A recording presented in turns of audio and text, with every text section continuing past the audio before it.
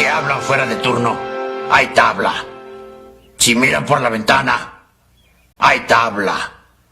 Si miran mis sandalias, hay tabla. Si sacan menos de 9, sea quien sea, hay tabla.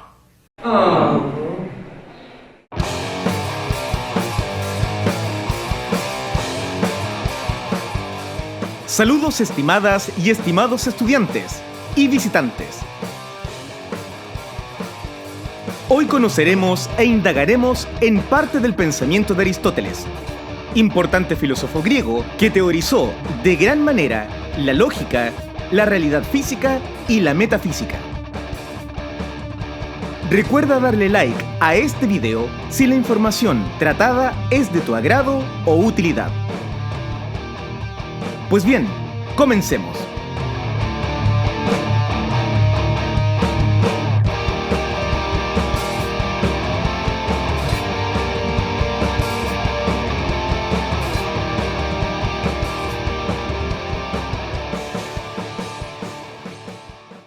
Aristóteles va a sostener que la realidad es inmanente, es decir, que está presente en las cosas frente a nosotros, dejando claro que lo real son los objetos concretos que nos rodean, generando una distancia notoria con su maestro Platón.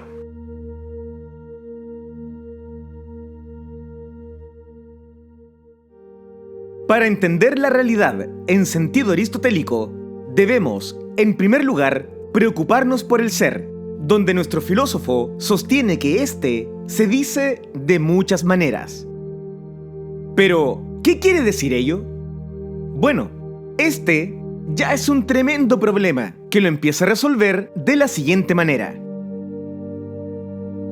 Para que entendamos un poco esto, Aristóteles argumenta que el mundo está lleno de cosas, las cuales se relacionan de alguna manera entre ellas.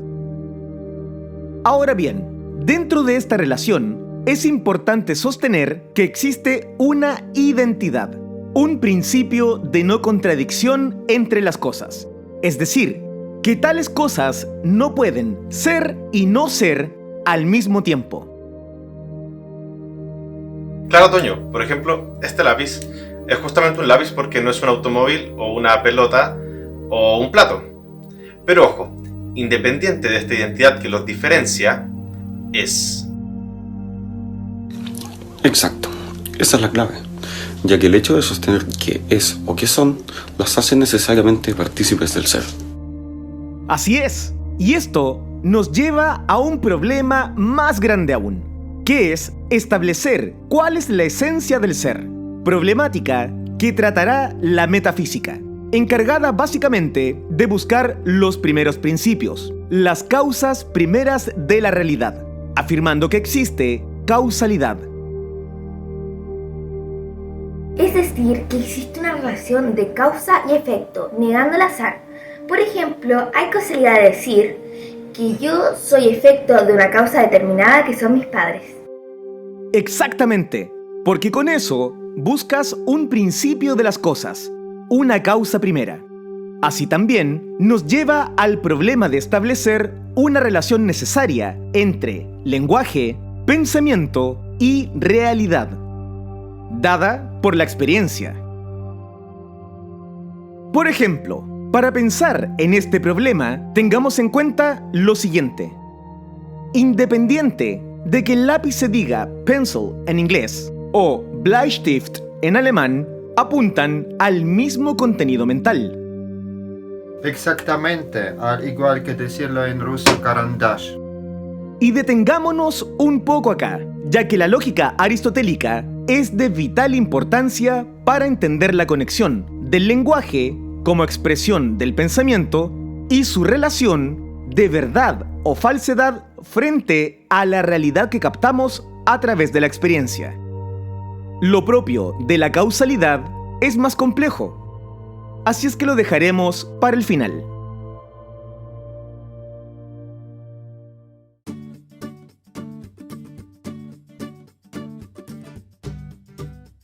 Para nuestro filósofo, el lenguaje constituye una herramienta con la que se puede obtener y transmitir conocimiento de la realidad, razón por la cual se encarga de analizar el modo en que empleamos el lenguaje y el pensamiento para elaborar razonamientos. Pues bien, Aristóteles partirá evidenciando que la experiencia es una fuente válida para generar conocimiento, donde será de vital importancia el cómo se articula tal proceso de recopilación y exposición de datos. Entonces, la lógica será el estudio del cómo deben ser los argumentos que pretendan demostrar o probar algo. Así es, Cristian.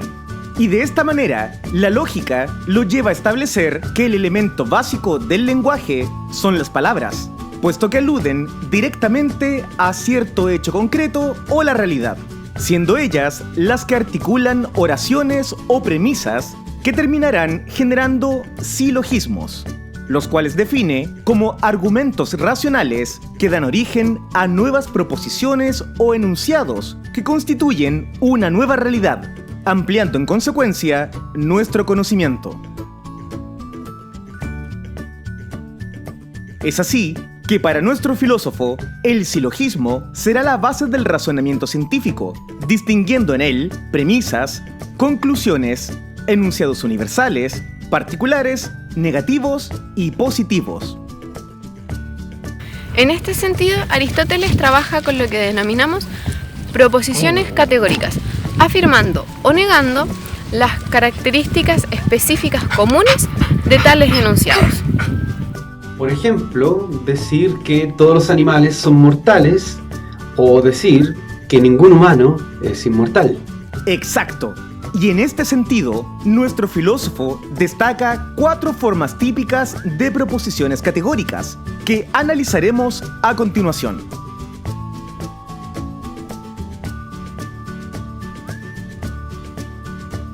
Este tipo de proposiciones incluye la totalidad de los elementos del sujeto en lo que respecta al predicado, es decir, existe una relación de inclusión entre las clases. Por ejemplo, decir que los profesores de filosofía son buenas personas.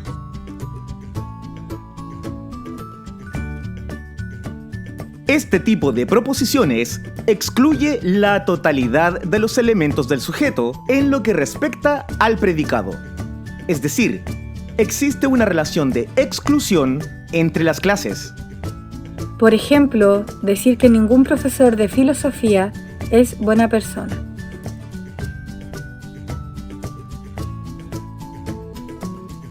Este tipo de proposiciones incluyen una parte de la totalidad de los elementos del sujeto en lo que respecta al predicado. No se afirma ni se niega la totalidad, solo se hace mención a una parte. Algunos estudiantes son responsables con sus tareas.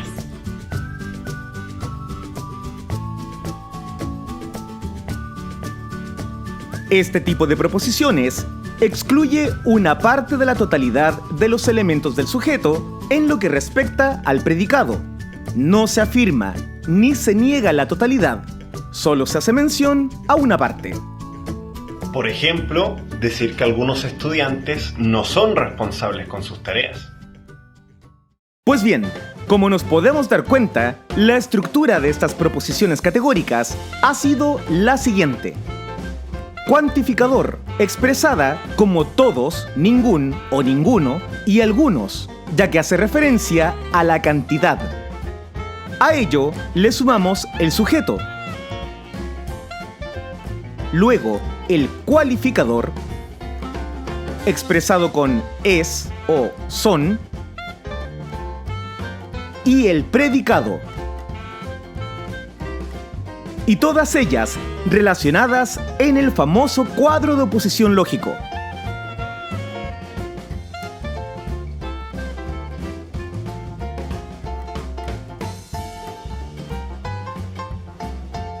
Donde la proposición universal afirmativa se designa con la letra A. La proposición universal negativa se designa con la letra E. La proposición particular afirmativa con la letra I. Y la proposición particular negativa con la letra O. Este cuadro y sus respectivas relaciones la van a ver con el profe Toño en las clases, y así podrán determinar su verdad o falsedad.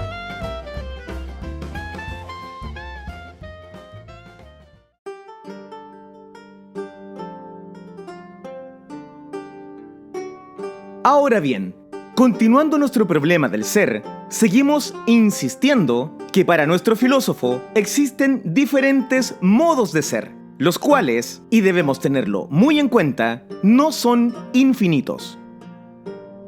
Para poder entender esto de buena manera, debemos analizar uno de los elementos fundamentales de los postulados aristotélicos sobre la realidad, la cual es la substancia,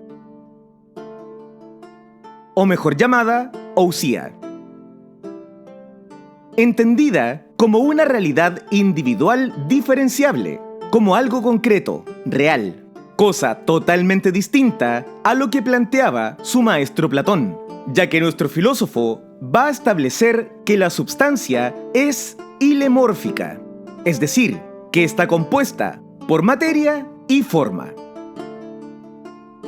Entendiendo forma, recordemos siempre esto como esta idea o esencia propia del individuo, no un contorno. Claro, profe, porque Platón postulaba que las ideas, las esencias puras, son realidades inmateriales que pertenecen a otro mundo, al mundo inteligible. Así, entenderemos que Aristóteles ve una unidad de materia y forma en la substancia, donde esa idea, la forma, está en la misma materia. Exactamente. Por ello, Aristóteles llega a sostener que los universales, entendidos como términos aplicables a muchos individuos, están necesariamente en los particulares. Más fácil aún, los universales los podemos entender como generalidades o como abstracciones. Por ejemplo, sostener que un árbol es grande. Claro, porque el predicado grande se puede aplicar a otros individuos o particulares no correspondiendo a la substancia propiamente tal, pero sí nace de esa condición material no ideal. ¡Excelente! Muchas gracias. Pues bien, de aquí nace nuestra concepción del mundo, de la realidad física, de entender que las cosas, aquellos elementos que componen la realidad, son sustancias compuestas por materia y forma, una realidad inseparable. Claro, y de ahí podemos decir que mi perro es perro porque su forma lo establece así. Su materia serían sus huesos, su carne, su tamaño, su pelito, etc.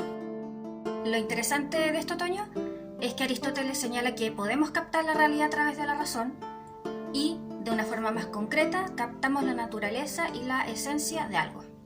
Exacto. Y ahí tocas un punto importante, el concepto de esencia, donde podemos referirnos a los atributos esenciales, que son aquellos que no pueden cambiar al formar parte de las características propias que lo definen como lo que es, y las cualidades accidentales, que son cualidades que no definen directamente la esencia de la substancia, ya que cambian, pero no afectan a la substancia misma. Por ejemplo, cortarle el pelo al perro que se mostraba anteriormente no cambia el hecho de que siga siendo perro. Con ello, nos queda claro que existe una substancia primera, la cual es la substancia que hemos estado hablando en todo este video. Es decir, esta unión de materia y forma, entendiéndola como tal.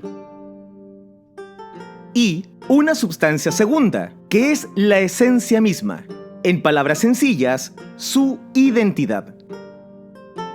Teniendo todo esto en cuenta, podemos afirmar que nuestro filósofo comienza su estudio de la realidad en la physis, es decir, en la naturaleza, entendida como este conjunto de sustancias que captamos por medio de nuestro intelecto.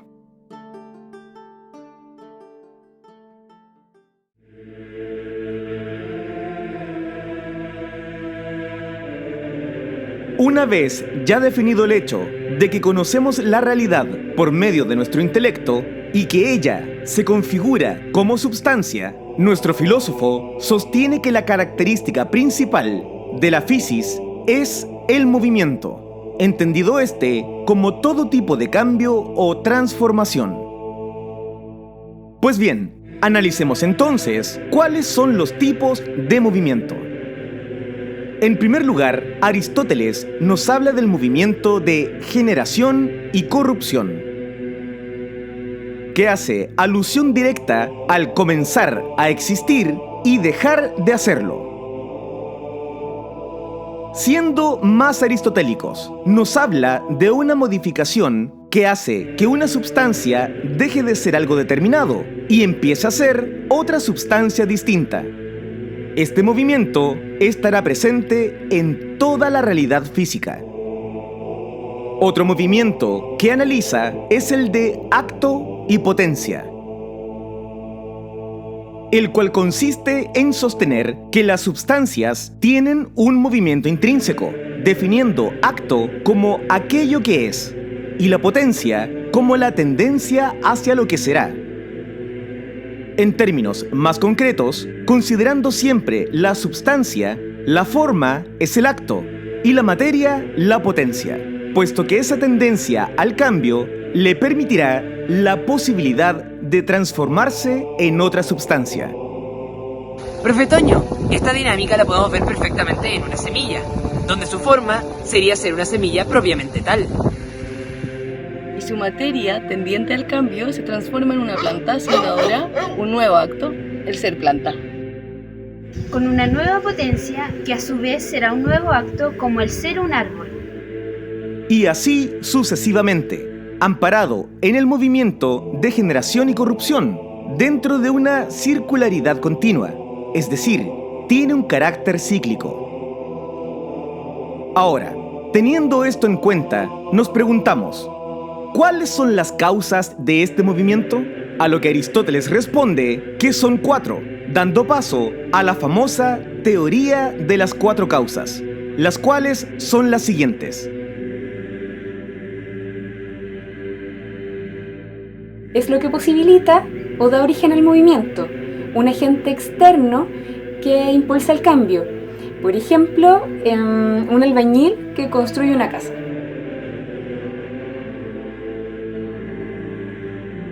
Hola a todos, saludos desde Rusia. La causa material es básicamente de que está hecho el lente, es decir, su composición material. La causa formal es la forma, su identidad, en palabras sencillas, lo que hace que sea lo que es. Pues la causa final es el objetivo del ser, es decir, para lo que está hecho. Por lo tanto, la causa final viene a ser la primera. ¡Que Dios se apiade de nosotros! Pues bien, pongamos esto dentro de un ejemplo, para entenderlo de mejor manera. La causa eficiente de la mesa es un mueblista. Su causa material es la madera. Su causa formal es ser una mesa y no otra cosa como un avión o un zapato, siendo su causa final la de apoyar objetos. Ahora, si lo hacemos en el orden real, es decir, estableciendo la causa final como primera causa, establezco que primero necesito apoyar objetos, es decir, primero viene a mí una necesidad, algo que anhelo, por lo que digo, construiré una mesa que me permitirá apoyar los objetos. Pues bien, voy al bosque a buscar madera y comienzo a construir una mesa. Tengamos en cuenta que la causa final es el fin al cual tiende el movimiento, la realización de su esencia, que sumada a la causa eficiente, explica el movimiento extrínseco de la substancia. Teniendo esto en cuenta, Aristóteles nos fundamenta el cambio, el movimiento de las substancias en su totalidad, de manera intrínseca y extrínseca, es decir, de los seres vivientes e inertes respectivamente. Así, podemos concluir que para nuestro filósofo, la realidad no es estática, siempre está en constante movimiento.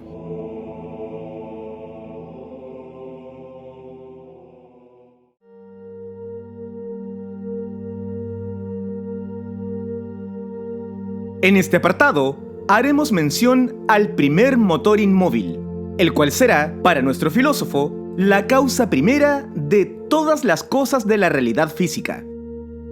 Pues bien, Aristóteles sostiene que todo lo que se mueve es movido por algo, cosa que nos pone en una gran dificultad al dejar abierta la posibilidad de que este movimiento sea producido por causas infinitas, cosa que va a rechazar, argumentando que la sucesión de causas individuales que hace que las cosas sean como son, tiene que acabar en algún punto. Este será el primer motor inmóvil ya mencionado, una sustancia eterna que genera el movimiento constante del mundo físico. Así es, y sostendrá que hay dos cosas que son eternas. El tiempo, ya que si no fuese así, estaría sujeto a la generación y corrupción, y el ya analizado movimiento, el cual debe ser continuo como el tiempo. En este sentido, determina que el movimiento, que es eterno, es el circular, y debe existir algo que lo cause.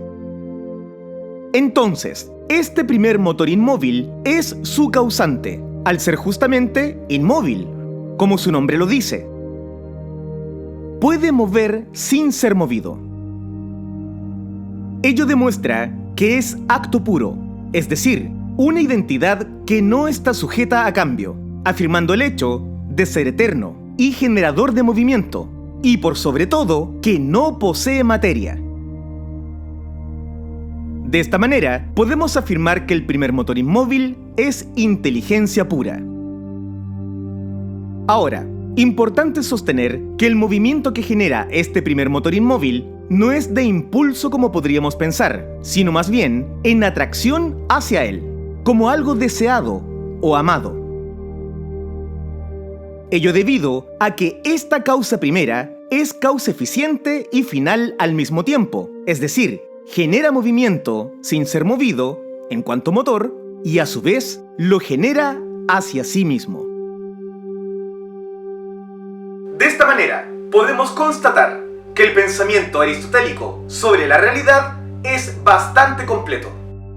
Un gran aporte a su época y también a la nuestra, ya que nutre muchas atrayentes conversaciones. Nos vemos en un próximo video.